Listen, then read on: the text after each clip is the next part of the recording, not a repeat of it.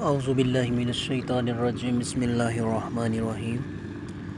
Students, आज जो है वो हमने एक नया टॉपिक शुरू करना है। जिस टॉपिक या चैप्टर का हमारे का नाम है एनालिसिस ऑफ फाइनेंशियल स्टेटमेंट्स। हमने जो है वो दो जो मेन इम्पोर्टेंट किसी भी ऑर्गेनाइजेशन की फ़ाइनेंशियल स्टेटमेंट्स होती हैं, जिनमें जो है वो इनकम स्टेटमेंट है और बैलेंस शीट है, उनका हमने जो है वो एक एनालिसिस करना होता है। उसके अलावा कुछ अकाउंटिंग इक्वेशन जो है वो हमने करनी होती हैं। तो पहले देखते हैं कि इस फाइनेंशियल स्टेटमेंट के एनालिसिस का जो है वो पर्पज़ और मकसद जो है वो क्या है। तो लिखा हुआ है मैंने यहाँ पे कि transformation of accounting data into more usable information to make important business decisions. हमने जो है वो अकाउंटिंग डाटा को जो है वो कुछ इस तरह से जो है वो फॉर्म करना होता है। हमने उसको जो है वो चेंज करना होता है मोर यूजेबल इंफॉर्मेशन के अंदर, ताकि हम जो है वो उस इंफॉर्मेशन की बेस के ऊपर जो है वो अपने इम्पोर्टेंट बिजनेस डिसीजंस जो हैं वो ले सकें। ठीक है, तो ये किसी भी ऑर्गेनाइजेशन के लिए उसकी अपनी स्टेटमेंट्स के एनालिसिस का जो है वो पर्पज़ होता है कि वो अपने अकाउंटिंग डाटा को कुछ इस तरह की फॉर्म के अंदर और हालत के अंदर लेके आ सके कि उस डाटा को जो है वो एक ऐसी इंफॉर्मेशन में वो कन्वर्ट कर सके जिस इंफॉर्मेशन की बेस पे जो है वो अपने इम्पोर्टेंट बिजनेस डिसीजंस जो है वो ले सके। अब यहाँ पे जो है वो टूल्स ऑफ एनालिसिस हमारे पास कौन कौन से हैं। हमने जो है वो अगर एनालिसिस करना है तो हम कितनी तरह का और कौन कौन सा एनालिसिस जो है वो कर सकते हैं। तो उसमें बेटा हमारे पास जो है वो 3 तरह के एनालिसिस हैं, जिसमें हॉरिजॉन्टल एनालिसिस है, वर्टिकल एनालिसिस है और रेशियो एनालिसिस है। ठीक है, हॉरिजॉन्टल एनालिसिस में जो है वो जैसे कि आपको पता है कि हॉरिजॉन्टल में क्या होता है, एक लाइन हॉरिजॉन्टली जब हम मूव करते हैं तो हम लेफ़्ट से राइट या राइट से लेफ़्ट की तरफ जो है वो मूव करते हैं। ठीक है, तो वो कह रहा है comparison of companies financial condition and performance across times. मतलब मुख्तलिफ़ वक्तों की जो है वो कंपनी की फ़ाइनेंशियल कंडीशन और परफॉर्मेंस को जो है वो अगर हम मैयर करें तो कहा जाता है कि कंपनी की जो है वो कंपनी के अंदर हॉरिजॉन्टल एनालिसिस हो रहा है। मसलन जो है वो 2011 और 2012 के डाटा को अगर हम मैयर करें, ठीक है, कंपेयर करें आपस में, 2010 और 2009 के डाटा को हम आपस में कंपेयर करें, जो है वो 2010 और 2011 के डाटा को आपस में कंपेयर करें, तो ये हमारी ऑर्गेनाइजेशन के अंदर जो है वो हॉरिजॉन्टल एनालिसिस की जो है वो एक फॉर्म हमारे सामने आएगी। वर्टिकल एनालिसिस, वर्टिकल का मतलब होता है ऊपर से नीचे। ठीक है, मतलब एक जो है वो एक लाइन जब हम ड्रा करते हैं जिसमें जो है वो यहाँ हम नीचे से ऊपर जा रहे होते हैं या ऊपर से नीचे आ रहे होते हैं, तो वो हमारी लाइन वर्टिकल लाइन जो है वो होती है।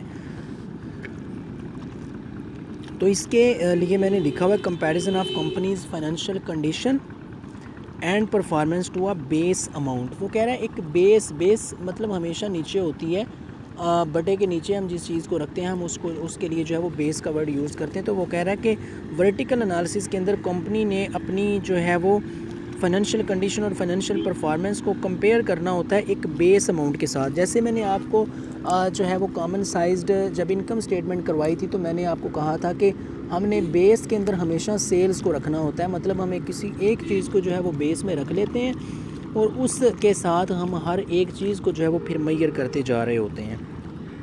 ठीक है, तो वर्टिकल एनालिसिस में हमने किसी एक वैल्यू को, किसी एक जो है वो चीज़ को बेस रख कंसीडर कर लेना है और उसकी बेस पे हमने जो है वो उस कंपनी की बाकी दीगर जितनी भी चीज़ें हैं उन सभी चीज़ों को जो है वो मैयर करते जाना है। उसके बाद जो है वो हमारे पास है रेशियो एनालिसिस। तो रेशियो एनालिसिस जो है वो उसमें क्या होता है, मेजरमेंट ऑफ की relations between financial statement items. वो कह रहा है कि फाइनेंशियल स्टेटमेंट की मुख्तलिफ जो आइटम्स होती हैं हम जो है वो उनको मैयर करते हैं, उनका आपस में रिलेशन मैयर करते हैं। जैसे हम डेट का इक्विटी के साथ रिलेशन मैयर कर सकते हैं, हम जो है वो डेट का एसेट्स के साथ रिलेशन जो है वो मैयर कर सकते हैं। हम जो है वो, मैंने आपको ये भी इक्वेशन जो है वो फर्स्ट सेमेस्टर में करवाई थी, अगर आपको याद हो, मैंने आपको कुछ फार्मूले लिखवाए थे जिसमें हमने कहा था कि ग्रास प्रॉफिट मार्जिन।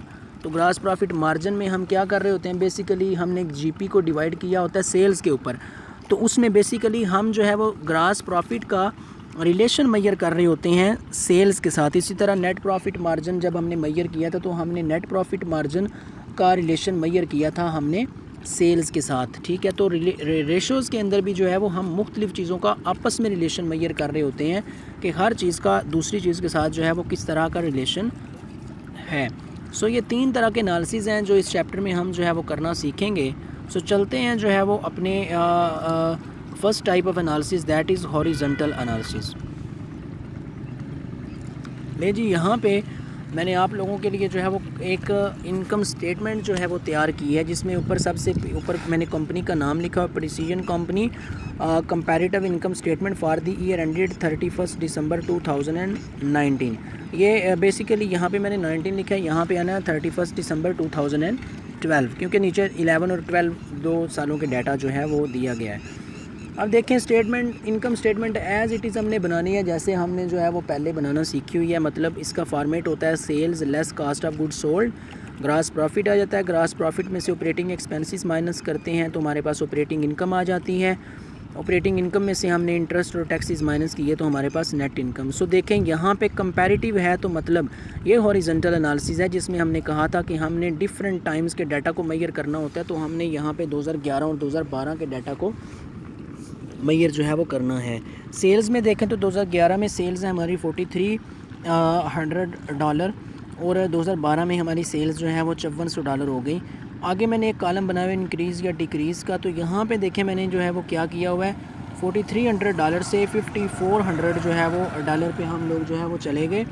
तो 4300 से 5400 के ऊपर गए तो देखें दोनों के अंदर डिफरेंस कितना है, 1100 का, और 1100 इंक्रीज़ हुई है सेल्स, 4300 से 5400 हो गई, तो इसका मतलब है 1100 इंक्रीज़, ठीक है। तो ये एक पहली चीज़ का जो है वो एनालिसिस हो गया। दूसरी है कास्ट ऑफ गुड सोल्ड, पहले 1500 थी, अब 1550 हो गई। ये इसमें देखें तो 11 में 1500 थी, 12 में 1550, तो 1550 ये भी इंक्रीज़ कर गई। उसके बाद हमने ग्रास प्रॉफिट फाइंड किया, 4300 में से 1500 माइनस किया, उधर 5400 में से 1550 माइनस किया, दोनों के आंसर्स लिखे। ग्रास प्रॉफिट को अब हमने कंपेयर करना है, तो 2800 था 11 में, 3850 हो गया 12 में, तो 1050 का डिफरेंस जो है वो आपकी ग्रास प्रॉफिट में भी आ गया, और ये डिफरेंस जो है वो इंक्रीज़ का आया है, मतलब हमने जो है वो अच्छा परफॉर्म किया है। उसके बाद ऑपरेटिंग एक्सपेंसेस माइनस किए, जिसमें सेल्स एंड मार्केटिंग एक्सपेंसेस 250 और 190, इन दोनों को कंपेयर किया तो ये 60 डिक्रीज़ हुए हैं। पहले 250 थे, अब जो है वो 190, तो 60 डिक्रीज़। इसी तरह आगे हमारे पास डेप्रिसिएशन एक्सपेंस है वो 300 से 360 हो गया, तो ये 60 इंक्रीज़ कर गए। उसके बाद एडमिनिस्ट्रेटिव एक्सपेंसेस 200 से 180 हो गए, ये 20 डिक्रीज़ हो गए, ठीक है। इन तीनों को हमने जो है वो दोनों तरफ दोनों कॉलम्स में माइनस किया, तो हमारे पास ऑपरेटिंग इनकम जो है वो आ गई 11 के अंदर 2050 और 12 के अंदर 3020। सो दोनों का डिफरेंस लिया तो आपको वाज़े नज़र आ रहा है कि 11 में कम थी और 12 में ऑपरेटिंग इनकम जो है वो 970 रुपये उसमें इजाफा हो चुका है। उसके बाद हमने माइनस कर लिया लेस इंटरेस्ट एक्सपेंस, पहले 320 था, फिर 12 में जो है वो 480 हो गया, 160 रुपये, ये भी एक्सपेंस हमारा इंक्रीज़ कर गया। उसके बाद हमारे पास है इनकम बिफ़ोर टैक्सीज़, वो आई 1730 और फिर जो है वो 2540 आई 12 में, ये भी इंक्रीज़ कर गई 810 रुपये। उसके बाद हमने इनकम टैक्सीज़ माइनस किए, 400 थे पहले 11 में और 650 हो गए 12 में, इनको माइनस किया तो हमारे पास जो है वो नेट इनकम आ गई। लेकिन इनकम टैक्सीज़ में अगर देखें तो 400 से 650 मतलब 250 का इजाफा इनकम टैक्सीज़ में भी हो चुका हुआ है। नेट इनकम हमारी जो है वो आई 2011 की 1330 और 12 की जो है वो 1890। सो नेट इनकम में भी हमारा जो है वो 560 रुपये का इजाफा जो है वो हो चुका हुआ है। सो स्टूडेंट्स, ये था हमारा हॉरिजॉन्टल एनालिसिस, जिसमें जो है वो हमने अपने जो है वो मुख्तलिफ टाइम्स के डाटा को आपस में जो है वो मैयर किया और हमने फाइंड किया कि